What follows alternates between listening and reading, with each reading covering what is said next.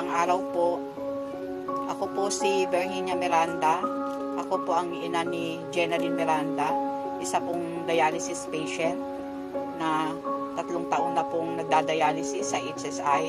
Si Jenaline po ay 29 years old.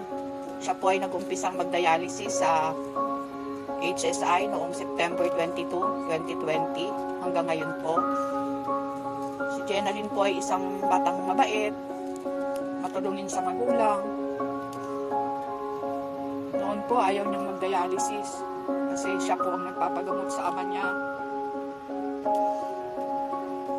Ang tatay niya po ay nag-dialysis din sa HSI ng kulang-kulang 2 taon. Kaya siya ayaw niya sanang mag-dialysis kasi hindi na raw siya makakalis. Si Jenaline po ay nanggaling sa Taiwan. Naka-4 na taon po siya doon bago siya nagkasakit. Nakauwi siya noong March 2020 at nag-umpisa siyang magkasakit ng July. Labas-pasok po siya noon sa ospital hanggang sa nalaman namin na siya daw ay mayroong goiter sa loob na sanhi ng palaging pagtaas ng kanyang BP at nakauwi na nga po sa pagdadialysis. Tap na kami. Hindi na nga namin alam kung saan namin kukunin ang ipang-dialysis niya.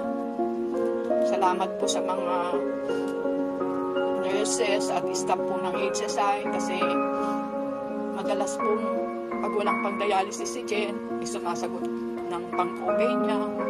Malayo po kami kasi sa Dasma po kami nauwi. At bukod sa pamasahe namin, kailangan pa namin ng pambayad sa copay, kailangan din namin ng pagkain, panggastos niya. Nahihirapan po kami. Wala po kasing, mula nung magkasakit si Jen, hindi na po siya nakapagtrabaho. Ako naman po, lagi lang nakaalalay sa kanya. Hindi ko po siya mapabayaan kasi siya po ang tumulong sa amin noon. Nagpilit siyang makalis para matulungan ang papa niya.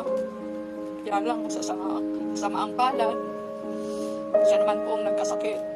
Ngayon sa panahon na to, medyo hirap na kami. Talagang hirap na kami kasi minsan hindi namin alam kung saan namin kukunin ang ibabayan. Pero iraraos po ang lahat. Sa tulong ng mga kaibigan namin dyan sa HSI, na parang pamilya na rin po ang turing sa amin. Kaya yung mga bagay na may kahirapan, mapapadali din. Maraming salamat po sa Rotary ng Dasmariñas kasi nakaisip sila kung paano matutulungan ang mga dialysis. Lalong-lalo na po kay Ma'am Donna kasi meron siyang malasakit para sa amin na mga nahihirapan. Maraming salamat po sa inyo.